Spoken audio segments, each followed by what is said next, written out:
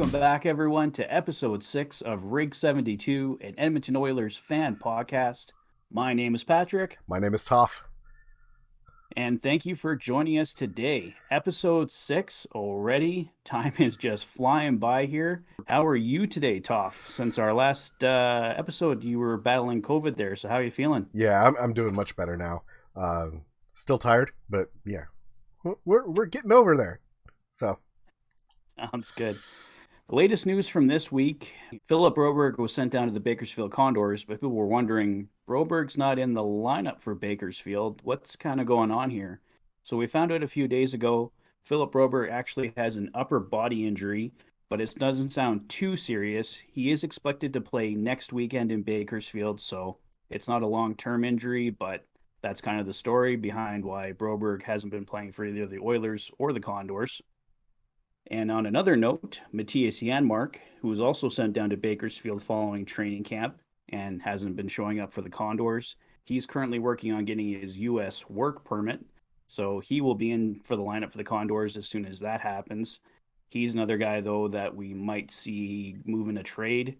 The Oilers probably want to clear that cap space off the books if Janmark isn't going to play for them. But we saw the Oilers kind of struggling this week, so there was some speculation. Could maybe we see Janmark come back up if the Oilers want to make some changes to the bottom six? Nothing has happened as of yet, but definitely something to keep an eye on. And Dylan Holloway, as we all saw the other night, Ilya Lyubushkin absolutely laid him out. Whether he has a concussion or not, probably. Haven't heard anything definitive on that. Last we heard, Dylan Holloway is out day to day. He won't play the next two home games for sure, but is likely to go on the Oilers with their road trip. So it doesn't sound like it's super serious. There's definitely a chance he'll be back soon. So great to hear. Dylan Holloway's definitely had a rough start to his career.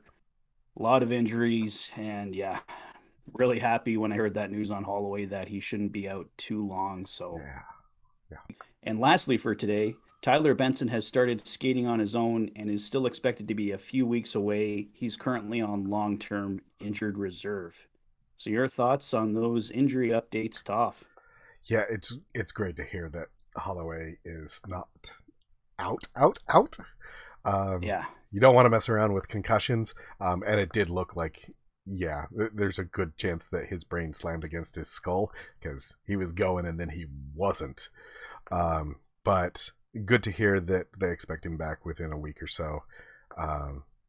Yeah, and then upper body injury always makes me laugh because it doesn't mean anything. yeah, that could literally be anything. Yeah, And that's as specific as I could find information-wise. Maybe someone's really something somewhere, but all these updates coming from Jason Greger of TSN 1260, so he would be plugged in as to what the latest is. So yeah, it's basically all injury update news for you guys this week. Otherwise, there was no real exciting news happenings, no big rumors or anything like that. But mostly, I think it's good news. Yeah, Broberg's injury sounds short term. Dylan Holloway's is short term. And Tyler Benson, he's getting there. Tyler Benson was really frustrating just because he had such a great training camp. So to see him go down like that when he looked like he was finally going to get a great opportunity. So hopefully he can come back and pick up where he left off at the end of training camp there. yeah, yeah. So let's talk about some games.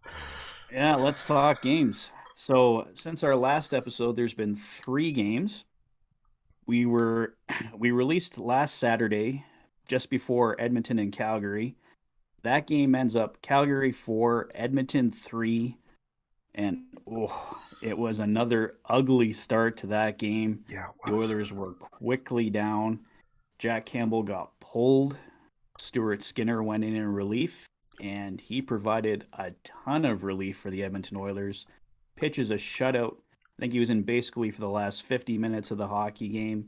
Campbell was pulled, yeah, shortly after the 10-minute mark, I believe. And yeah, at that point, it was already 4-0. I don't know, was it 4-0, 4-1 Flames at that point? Either way, it was bad. Yeah, yeah. It was. I think it was 4-1 when Campbell got pulled. 4-1, yeah. Yeah. Yeah, that's right, because the Oilers made it 2-1, and then, yeah, the Flames, I think, got another couple quick ones, and it was 4-1, so Yeah, that got everyone nervous with how the Oilers were starting hockey games. The two games that followed, Buffalo and Carolina, the Oilers started better, but in Buffalo, the Oilers found themselves down once again eventually. That game ends in a 4-2 loss. Eric Comrie was the story for that one. Yeah. 46 saves, I believe it was. I was at that game, and it was incredibly frustrating. The Oilers had so many grade A chances.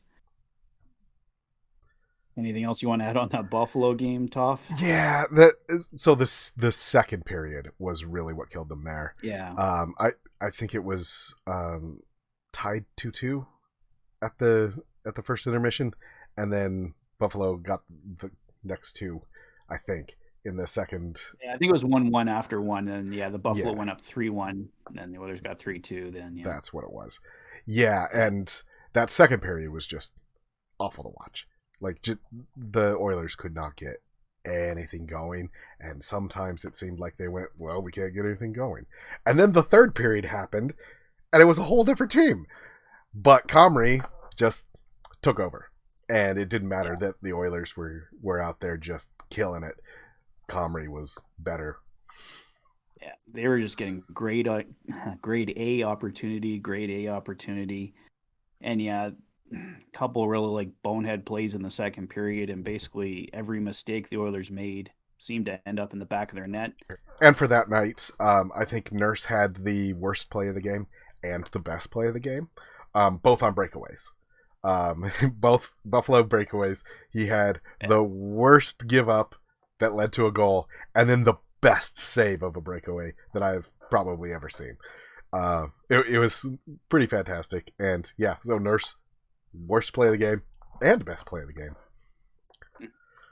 Yeah, and he buried the nice 2-on. Yeah, that was the night he got the 2-on-1 goal with Draisaitl too. Yeah, so yeah, yeah. Nurse had himself a night that night. That's for sure.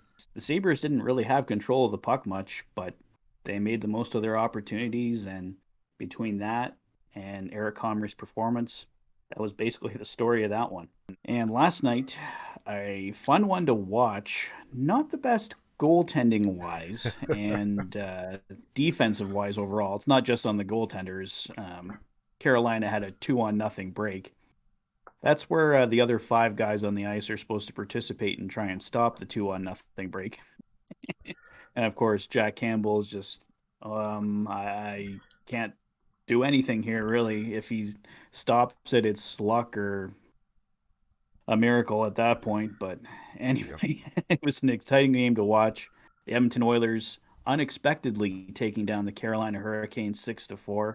I mentioned in my game review that if I had to choose between Buffalo and Carolina, who the Oilers were going to beat, my money would not have been on Carolina. They came into that game 3-0 on the season, and the Oilers have always historically had trouble with the Carolina Hurricanes. But last night they had an answer for Frederick Anderson, get 5 pucks past him. The sixth one goes into an empty net. Ryan Nugent-Hopkins, a 4-point night. Connor McDavid, a 4-point night. Andrei Svechnikov, a hat trick. He had an amazing game. Those three players were definitely the three stars of the hockey game. But most importantly, the Oilers come away with the win, 2-2 on the season. So I've had a lot of fans reaching out to me on Twitter, and I've seen in comment sections people were having a complete meltdown. We're 4 games into the year. The Oilers were only 1-2. We're not the Vancouver Canucks right now, who haven't won a game yet. And they've, I think, had the lead in almost every single game they've played in, maybe every game. They've had And the they've lead in blown every the single lead. one. Yep. Yeah, every single one. So if you're a Vancouver Canucks fan right now, I can understand more of that panic. But I know the Oilers have a very dark recent history, but it's going to be okay. It's going to be okay. It's 2-2 right now. We're doing them just fine. The Oilers are going to get it going. Yes, slow starts. Yes, they've been giving up a bit too much defensively, but don't panic, guys. It's going to be okay. Yeah. Just wanted to put that out there again. The Oilers aren't quite finding ways to win sometimes, but the Yeah, Canucks are finding ways to lose. yeah, So yeah, exactly. it's better to be an Oilers fan right now than a Canucks fan just by a little Oh, bit. And of course, last yeah. night against Freddie Anderson, like in 3 games, Carolina had given up 3 goals, and the Oilers scored twice that many. Right? You scored 5 on Freddie Anderson, and that's nothing to sniff at. And they played a complete game. There was maybe a few minutes across the entire 60 where it didn't look like that they were on. And even with the lead, they kept pressing, which is probably why Carolina got a couple of those goals, but they kept going. They didn't dog it at all through the entire game. So there's a lot No. to hope for. That's 4 periods in a row that Oilers were fully on. Yeah. I mean, realistically, the Oilers should have won that Buffalo game. They had more than enough chances. If it wasn't for Eric Comrie, I think I know Buffalo got 3, but I think the Oilers would have found the way. Like that game should have been, in my opinion, like a 6-3, 7-3 game with the opportunities they had. So we should be talking about a team right now that's 3-1. They even had an opportunity to come back in the Calgary game. So Mhm. that's why I'm saying don't panic. Yes, they're 2-2, but the Oilers could easily, with a few extra bounces, be in an even better position than they are right now. So Yeah. Jack Campbell, I haven't. He's had moments of brilliance, definitely for sure. Like after the Oilers came back in that Vancouver game, he made some really key saves. He made some amazing saves last night in the Carolina game, despite giving up 4 goals. Mhm. Carolina could have easily had more. So Jack Campbell, he's kind of. I really want him just to come out and get like a shutout and kind of like silence the critics just with like one like amazing start to finish. But shutouts aren't easy, especially when Right. you're playing the teams that the Oilers have been playing. So, I mean, I'm relatively happy with Jack Campbell so far. Stuart Skinner, of course, basically a shutout in the Calgary game despite the loss. And he didn't look as good in the Buffalo game, but at the same time, the goals that the Sabres got on him were grade A opportunities. So Yeah. really can't fault Skinner too much in that game either. Yeah. I mean, really, across the last 3 games, Calgary, Buffalo, and Carolina, the goals that went in were, for the most part, like really good goals. Yeah. Um, Against Calgary, it was a defensive breakdown that let those happen, which is why we were grumpy about it. But those were good shots. Yeah. And especially last night against Carolina, yeah, those were good shots. I think there's only one that maybe he could have had, and Yeah. the other 3 were just, how do you stop that? You can't. Yeah. 2-1 break. It's like they can Yeah. do whatever they want. They just keep passing it back until you're out of position. And then unless they Yep. screw it up and overpass or Yeah. you just are fortunate enough to get a glove or a blocker on it, there's not much you can do. Yep. Yeah. And later today, we get the Blues coming into Edmonton Yeah. for a matinee game. That should be fun. I'm gonna be awake for the entire time, not fighting sleep. It's gonna be great because all of these games got over at about 1 in the morning for me. I made it through, but it was really pressing it because I'm an old man with COVID. Yeah, no, you were a trooper. So this one will be much easier. Yeah, so 2 o'clock local time start. The only thing I'm a little nervous is about the Oilers historically aren't the best in matinee games. They Mm-hmm. do win them, but I'd say that's probably, well, that and they're playing the St. Louis Blues, who are certainly no pushover. They're a Yeah. fantastic team. So it will be another challenge for the Oilers, but they rose to the occasion against the Carolina Hurricanes. So, and like we mentioned, they played really well against the Buffalo Sabres as well. So let's hope they can go for 3 here, put in another solid effort because that's what it's definitely going to take to bring down the St. Louis Blues. Yeah. Hoping for it. Next up, we're just going to go over a couple fan comments from last week's episode. First up is Stahl Zemsi. If we start slow tonight, we are losing. The Flames are looking really good. And he followed that up with nailed it and Stahl. Yes, you did. Yep. The Edmonton Oilers started slow, fell behind. Stuart Skinner came in relief of Jack Campbell, gave the Oilers a chance to come back, pitched a shutout, but it was just too much to overcome for the Oilers. They ultimately fall 4-3 that night. So it was a heartbreaker to lose to the Flames, of course. You love to beat them, but Yeah. I liked the comeback effort anyway, and you really loved the performance from Stuart Skinner, of course. Absolutely.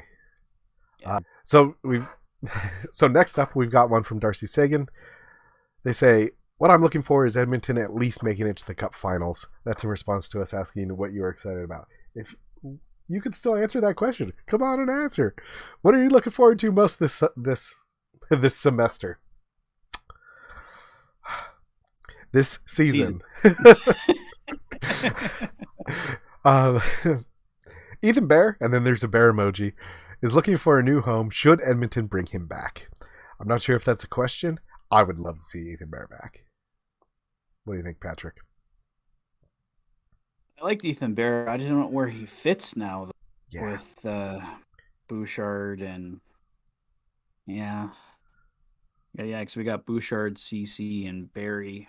I guess one of those guys would have to go.